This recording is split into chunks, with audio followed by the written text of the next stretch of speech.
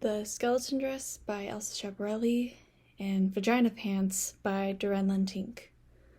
The skeleton dress was designed by Elsa Schiaparelli in 1938 in Paris. It was a collaboration with Salvador Dali. He offered Elsa a drawing representing a female skeleton accompanied by a note, which, to paraphrase, said, "Dear Elsa, I like this idea of bones on the outside enormously." Doreen Lentink created the Vagina Pants for Janelle Monáe's 2018 music video, Pink. Fun fact, Lentink was only hired 5 days before the shoot. The Vagina Pants themselves had to be constructed in under 72 hours. And Monáe had only seen sketches of the Vagina Pants prior to the on-set fitting. To quote Doreen Lentink, she, the director, gave me some sketches of a woman wrapped in fabrics around the neck that later transformed into a vagina. I'm a designer, so of course I asked Emma if I could pitch something different. Lentink stated this in a Vanity Fair interview. Both of these works can be classified as avant-garde and monochromatic. They also share a similar message and presentation. Both pieces declare, "Here is the human body, and let's emphasize it." And both utilize fashion as a means of presenting their message. Due to the fact both are fashion-based, you can assume both used fabric as their strata. Both are also reliant on form and texture to convey their message. For Schiaparelli's skeleton dress, the bones needed to be extremely 3D and pop, or else it would just look like a black dress with some wrinkles. For Lentink's work, he utilized different colors, different fabric, different textures, and ruffling in order to create a more realistic-looking vagina. Both are also symmetrical in design, but asymmetrical in use.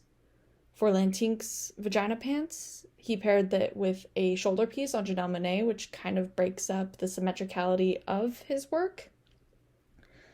And Schiaparelli's brand has the skeleton dress on a leaning model, which create movement in the piece. The slanted or leaning mannequin creates a diagonal movement along with the upwards hip, creates sort of an S figure, which draws the eye around the design of the skeleton dress.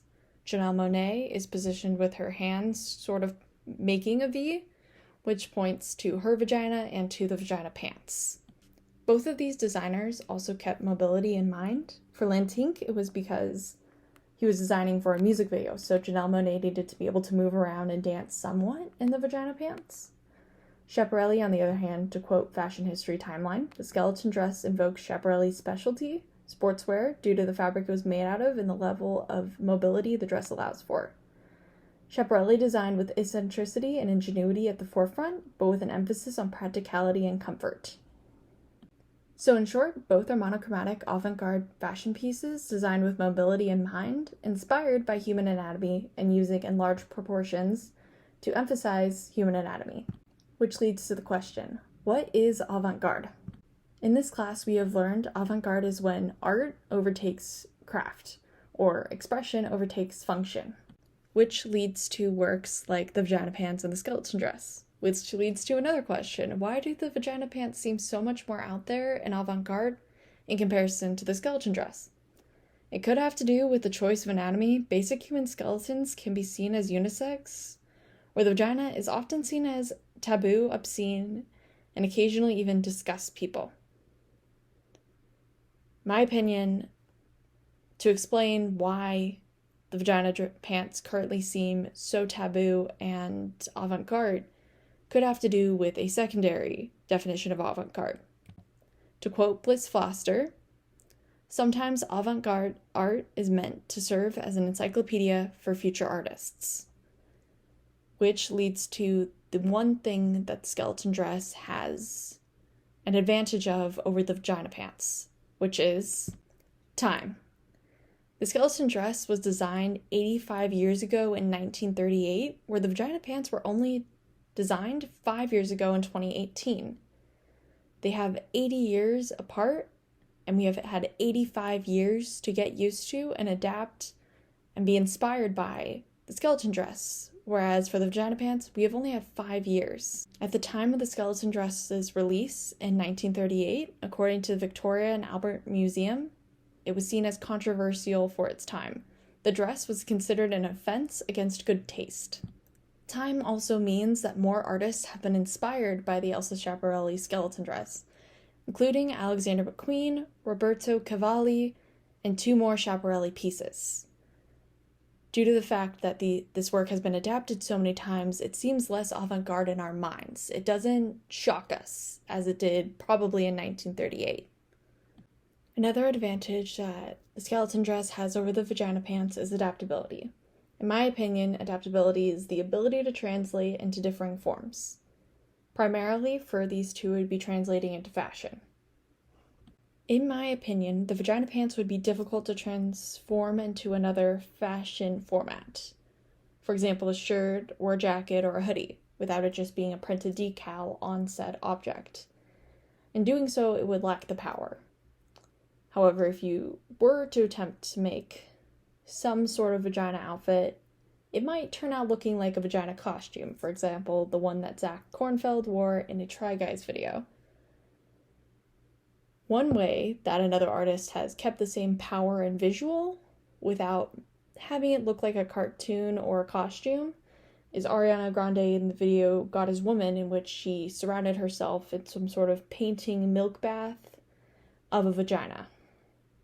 The skeleton dress, on the other hand, has already been adapted into other fashionable formats. On the Schiaparelli website alone, in their ready-to-wear section, they have 3 more dress versions, a cardigan, and a jacket. The reason I believe Schiaparelli's dress is so adaptable is that not only are the bones seen as unisex, but they are all over the human body. Schiaparelli could create a glove, or socks, or shoes, pants. There are endless roads as long as there is a bone there. Color is also important in fashion. Adaptability can also refer to how the work translates into different colors. For example, the vagina pants don't look as good if they're not in pink or maybe a red hue. While they do look fine in purple and orange, the orange does look a little bit like orange slices, and the green, in my opinion, kind of looks like lima beans. And all of these color options do lack the power and the presence that the pink gives us. To quote Dr. Valerie Steele, "Pink evokes ideas about pink parts, about lips, mouths, nipples, etc., and occasionally designers like to play with that. And so it seemed to me that this was a very forthright feminist appropriation of pink parts, of pink femininity." The skeleton dress, on the other hand, I could see in a gold or a silver, maybe a red, or, the basic white, which Schiaparelli has also done. As bones are white, it does make sense. And it is also a neutral color like the black is. I could also see it in maybe like a midnight blue, or, denim, which Schiaparelli has also done. These pieces are also available for purchase right now on their website. Schiaparelli's skeleton dress and Lentink's vagina pants, while having similar messages, presentations, and elements, do not currently have the same impact. I believe this to be due to time. It is my hope and in my opinion that more artists will be inspired by the vagina pants in the next 80 or so years, which will create more adaptations and help remove the stigma and taboo around the vagina. I believe that in the next 80 or so years, the vagina pants will grow and will become just as normalized as the skeleton dress. Fingers crossed, though. Thank you.